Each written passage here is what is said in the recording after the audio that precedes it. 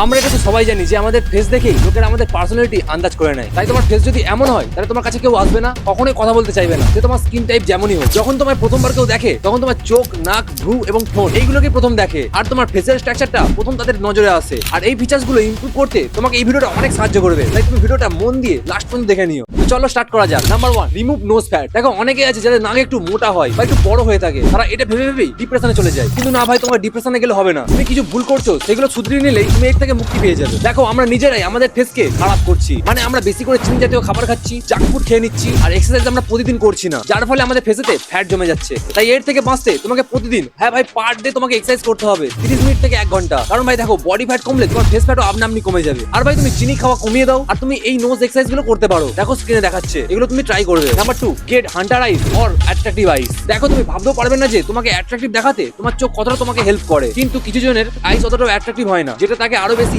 Unattractive করে দেয়। Attractive আইস দেখে মেয়েরা বেশি ইমপ্রেস হয়ে থাকে, কারণ তোমার চোখ দেখেই তোমার কনফিডেন্স বোঝা যায়। তুমি তোমার চোখকে অ্যাট্রাকটিভ তো করতে পারবে, কিন্তু তুমি হান্টার আইস পাবে কিনা এটা আমি গ্যারান্টি দিতে পারবো না। কারণ ভাই হান্টার আইস জেনেটিক্সে থাকে, আর তোমার যদি জেনেটিক্সে থাকে তাহলে তুমি হান্টার আইস অ্যাচিভ করতে পারবে। তাছাড়া তুমি এই এক্সারসাইজ গুলো করতে পারো, যার ফলে তুমি খুবই তাড়াতাড়ি অ্যাট্রাকটিভ আইস বা হান্টার আইস পেতে পারো। তুমি এই এক্সারসাইজটা পার ডে তোমার আয়নার সামনে তুমি ট্রাই করতে পারো, যেটা তোমায় অনেকটা সাহায্য করে তোমাকে কনফিডেন্স দেখাতে। এটা তো তুমি করবেই, কিন্তু এর সাথে তুমি প্রতিদিন সকালে এই এক্সারসাইজ গুলো করবে 10 বার। এরপরে তোমার চোখের সাইডের স্কিনটা ভালো টাইট হবে এবং তোমাকে অ্যাট্রাকটিভ আইস পেতে সাহায্য করবে। যারা নিজেদের আইব্রো ঠিক, থিন বা যাদের জয়েন্ট আইব্রো রয়েছে তাদের জন্য বলি, দেখো তোমার আইব্রো অনেকটাই ম্যাটার করে তোমাকে অ্যাট্রাকটিভ দেখাতে। আগে বলি, যাদের জয়েন্ট আইব্রো মানে যাদের জোড়া ভ্রু রয়েছে, তারা তোমাদের মাঝখানে এরিয়াটাকে চিমটি দিয়ে প্লাক করে তুলে দাও, বা তুমি ওয়াক্স করতে পারো, কিন্তু তুমি রেজা চালাবে না। আর আইব্রো ঠিক করার জন্য তোমার লাগবে ক্যাস্টর অয়েল। দেখো রোজ রাতে ঘুমোতে যাওয়ার আগে তুমি ক্যাস্টর অয়েলকে ব্রাশে নিয়ে আইব্রোতে লাগিয়ে নিও, ব্যাস, আর কিছু করতে হবে না। তুমি কিছুদিন পরে তোমার আইব্রোতে অনেক চেঞ্জেস লক্ষ্য করতে পারবে। লাস্ট আর 2টো পয়েন্ট রয়েছে, স্কিপ না করে তাড়াতাড়ি দেখে নাও। Number 4, how to get sharp jaw line. তুমি যদি জাস্ট 3টে জিনিস ভালো করে ফলো করে নাও, তাহলে তুমি খুব সহজেই শার্প জ লাইন পেয়ে যাবে, যেটা তোমাকে আরো বেশি অ্যাট্রাকটিভ এবং ফিট দেখাবে। প্রথমে একটা কথা তুমি ভালো করে মাথায় ঢুকিয়ে নাও, আর এটা পুরো একদম কমন ব্যাপার, যে তোমার বডি ফ্যাট কমালে তোমার ফেস ফ্যাট কমে যাবে, কারণ তোমার বডি ফ্যাটের জন্য তোমার ফেসে ফ্যাট জমে আছে। তাই পার ডে তুমি এক্সারসাইজ করো, যার ফলে তোমার বডি ফ্যাট কমবে এবং তোমার ফেস ফ্যাটও আপনা আপনি কমে যাবে। সেকেন্ড, চিনি খাওয়া প্রপারলি বন্ধ না করে দিয়ে একটু কমিয়ে দাও, যার ফলে তোমার ফেসেতে ফ্যাট জমবে না। আর তাছাড়া ভাই, বেশি চিনি খেলে তোমার মুখেতে ব্রণ বেরোয়। আর লাস্ট নাম্বার 3 হচ্ছে, তুমি মিউইং করো বা চুইং গাম চেবাও। দেখো মিউইং তুমি এইভাবে করতে পারো, এটা পুরো সঠিক পদ্ধতি। তুমি স্টেপ বাই স্টেপ ভালো করে এরকম ভাবে করতে পারো, যার ফলে তোমার আপার জ লাইন এবং নিচের জ লাইনটা ভালো শার্প হবে।